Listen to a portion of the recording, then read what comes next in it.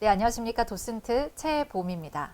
오늘은 제가 유튜브 영상을 촬영을 하면서 여러분들께 쉽고 재미있는 미술 이야기를 전달해 드리려고 하는데요.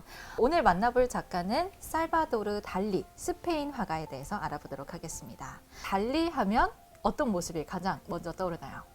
저는 달리라고 하면 알을 깨고 나오는 달리의 모습이 가장 눈에 들어옵니다. 그리고 많은 분들이 수염, 콧수염을 평생 길렀던 그 모습이 기억에 남는다라고 말씀을 주셨습니다.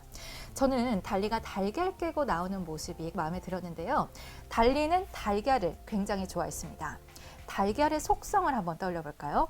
달걀은 겉은 단단하고 안은 말캉말캉합니다. 이런 것이 혹시 또 무엇이 있을까 생각을 해봤더니 바게트빵, 겉은 단단하고 안은 말캉말캉하죠. 갑각류도 떠올랐습니다. 달리가 실제로 갑각류, 가재도 좋아했었고요. 달걀도 굉장히 좋아했던 것이 안에 말캉말캉한 것은 이 세상에 무한한 가능성의 존재로서 바라봤습니다. 그래서 알을 깨고 나오는 존재가 나도 알 깨고 나올 수도 있고 코끼리도 나올 수도 있고요. 아니면 병아리도 나올 수 있고 무한한 가능성의 존재라고 바라보았습니다. 그러면 달리가 키웠던 이 동물들을 볼 수 있는데 이 동물은 무슨 동물일까요? 고양이라고 예상한 것과는 다르게 고양이보다 좀 더 무서운 동물입니다. 표범이라든지 아니면 삭이라고 생각을 할 수 있고요. 해외에서는 오슬롯이라고 부른다고 하는데 우리나라 말로 그냥 편히 표범 종류다라고 생각할 수 있습니다. 이러한 맹수를 애완동물로서 키웠던 달리, 이 동물도 키웠다고 해요. 이 동물은 무슨 동물일까요? 개미핥기입니다. 개미핥기의 주식은 그럼 무엇일까요? 개미핥기의 주식은 개미를 먹는다고 합니다. 혀가 아주 길어서 개미굴에 있는 개미들을 쭉 이렇게 뽑아 먹는다고 하는데 마치 우리가 키우는 강아지처럼 산책을 하고 있는 달리의 말년의 모습까지도 포착이 된 사진을 볼 수 있어요. 맹수들을 키웠던 달리, 이유가 있었습니다. 이런 맹수는 안 무서운데 어릴 때부터 아주 조그마한 벌레들, 개미라든지 날파리들이 아주 무서웠다고 합니다.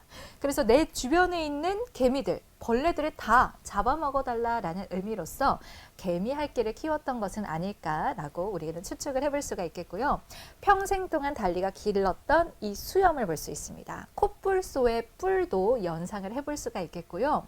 아주 옛날 스페인 왕 중에 펠리페 4세라는 왕은 수염을 위로 이렇게 길렀다고 합니다. 그리고 이 그림을 그렸던 사람이 벨라스케스라는 화가가 그렸는데 달리가 아주 존경하는 화가 중에 한 명이기도 했었어요.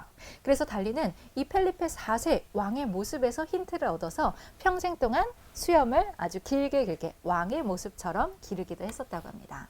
그리고 혹시 알고 계셨나요? 추파춥스 로고 디자인을 한 사람이 바로 살바도르 달리였었다는 사실. 대표랑 아주 친한 사이였습니다. 추파추스 대표가 어느 날 토로하기 시작을 해요. 같이 저녁을 먹던 중에 달리한테 이야기를 합니다. 아, 사탕은 잘 만들었는데 디자인이 좀 마음에 안 든다. 이 디자인을 좀 어떻게 할까 고민이 많다. 이렇게 이야기를 했는데요. 달리가 그 자리에서 쓱싹쓱싹 빠르게 그려낸 디자인 모습이 바로 이 디자인으로 남겨져 있습니다. 그때 한 가지 조건을 내세웠다고 하는데요. 내가 이 디자인 줄 테니까 꼭 사탕의 윗부분, 꼭대기에 이 모습을 담아야 한다라고 달리가 이야기를 했다고 합니다. 우리가 먹고 있는 추파춥스 사탕을 보시면 맨 위에 그의 메시지까지 담겨 있다라는 부분까지 새롭게 살펴볼 수가 있었고요. 이제 달리의 생애에 대해서 이야기 드리겠습니다. 스페인 출생 그리고 카탈루냐를 한번 찾아보시면 스페인 지도에서 가장 오른쪽에 위치해 있습니다. 달리가 명확하게 태어난 동네는 피게레스라는 지역에서 태어났고 까다케스라는 지역도 있는데요. 여기는 부모님의 별장이 있던 공간이었어요. 그래서 피게레스, 바로 이러한 공간, 현재의 모습으로 보여드리면 알록달록한 건축물들이 있는 피게레스 지역에서 태어났던 달리는 부모님의 별장 까다케스로 오고 가고 하면서 어린 시절을 보냈었다고 합니다. 어려서부터 그림을 굉장히 잘 그렸기 때문에 어린 시절 달리가 그렸던 그림들을 한번 바라보아 주시고요. 자화상 한 점만 보겠습니다. 달리가 16살, 17살 때 그렸던 본인의 자화상인데 특이한 점이 있죠. 목의 길이가 아주 깁니다. 이 작품은 라파엘로라고 하는 달리가 존경했었던 화가가 그려놓았던 자화상의 영향을 받아서 본인의 목도 길게 그려놓은 모습을 알아볼 수 있겠고요. 뒤로 보여지는 풍경 어떤 공간인지 이제 아시겠죠? 스페인에 있는 까다케스 또는 피게레스 그 지역, 내가 어린 시절을 보던 풍경을 상징하는구나 라고 느껴볼 수 있습니다. 초반기 작품을 보겠습니다. 20살 이전쯤에 여동생의 모습을 그렸던 작품이 대표적인 초반기 작품으로 남겨져 있고 25이 되던 해에 달리는 바로 이 여인을 만나게 됩니다. 이 여인의 이름은 갈라라고 하는데요. 갈라를 보게 된 순간 달리는 첫눈에 반하게 됩니다. 갈라 또한 달리를 보고 첫눈에 반하게 되는데 달리의 부모님은 크게 반대를 합니다. 일단 둘 중에 누가 더 나이가 많을까요? 갈라가 10살이나 더 많다고 합니다. 연상의 여인인 것은 그래도 괜찮은데 이미 갈라는 결혼을 했던 여성이었습니다. 갈라의 전 남편의 이름은 폴 엘리아르라는 인물인데요. 초현실주의 시인이었습니다. 그렇지만 갈라도 달리를 보게 된 순간 첫눈에 반하게 되었고 모든 남자 관계를 정리를 하면서 달리와 갈라는 50년 넘게 둘이 함께 하게 됩니다. 그 둘이 처음에 같이 살았던 집이 모습을 보여드리는데요. 과거에는 이 집이 이렇게 화려하지 않았어요. 오두막처럼 아주 작은 공간이었는데 달리가 미국 다녀온 이후에 세상에 이름을 알리게 되면서 돈을 많이 벌게 됩니다.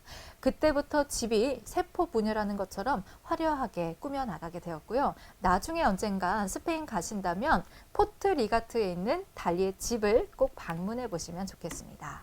그곳에서 달리와 갈라는 평생 행복하게 지내게 되는데요.